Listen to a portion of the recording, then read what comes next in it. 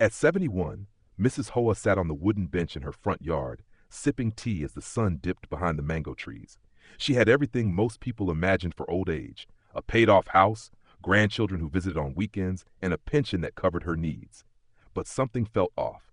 Despite her comforts, she often woke up feeling restless. Not sad exactly, but not fully at peace either. It wasn't illness. Her health was fair.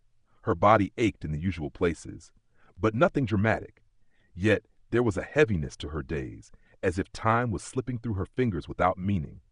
She found herself snapping at her husband over little things, losing interest in her hobbies, and spending too much time staring at the television without really watching. One evening, after her neighbor Mrs. An and passed away suddenly, Hoa sat in bed unable to sleep. She thought about how fast the years had gone, how easily regrets could pile up unnoticed. The next morning, she pulled out a notebook and decided to write down everything that made her feel heavy, tired, or small. What came out surprised her, not a list of to-dos, but a list of habits she needed to quit. 1. Complaining about the past.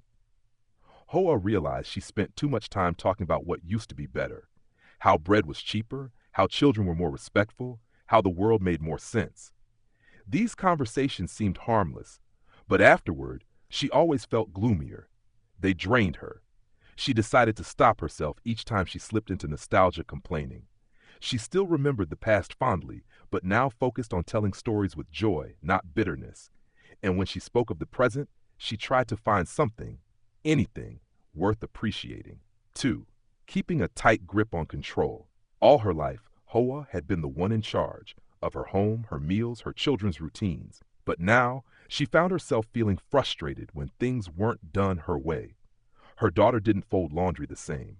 Her husband forgot simple instructions. Letting go felt impossible, until she tried.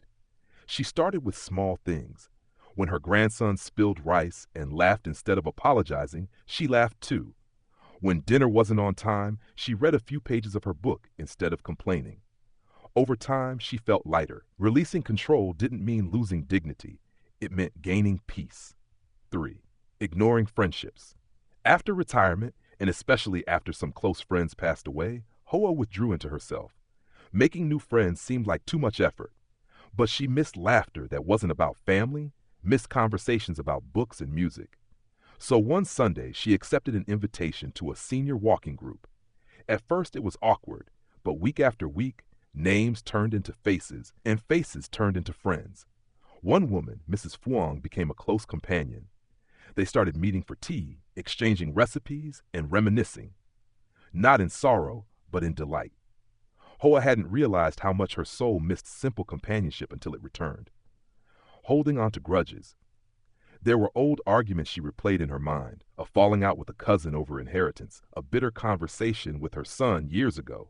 Though no one talked about these moments anymore, Hoa held on to them like stones in her pocket. One afternoon after a walk, she looked up at the sky and asked herself, "Will these grudges matter when I'm gone?" The answer was clear. She wrote letters, not to send, but to release. In them, she forgave the people who had hurt her and forgave herself too. It wasn't dramatic, but something inside shifted. Her heart, unclenched, made room for joy. 5. Saying, "I'm too old." Hoa used this excuse more than she cared to admit. When her niece asked her to join a dance class, she said, "I'm too old." When her friend suggested learning how to use a smartphone, she replied, "That's for the young."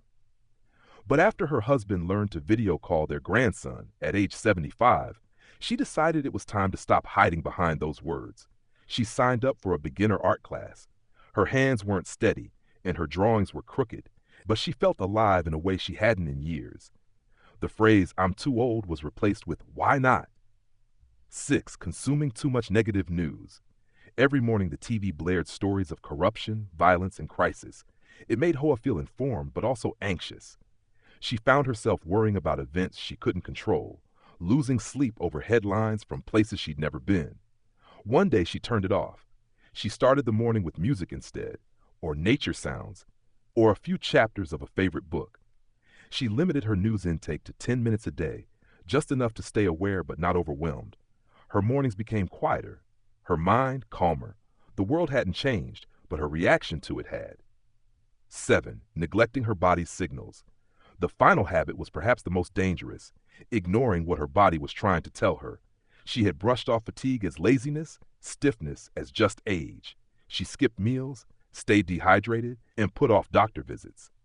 But when she fainted briefly one afternoon while sweeping the porch, she couldn't ignore it anymore. She began listening, eating on time, drinking more water, resting when tired, stretching her legs after sitting too long. She paid attention not just to pain, but to joy. How good the sun felt on her back, how refreshing a glass of cold water could be.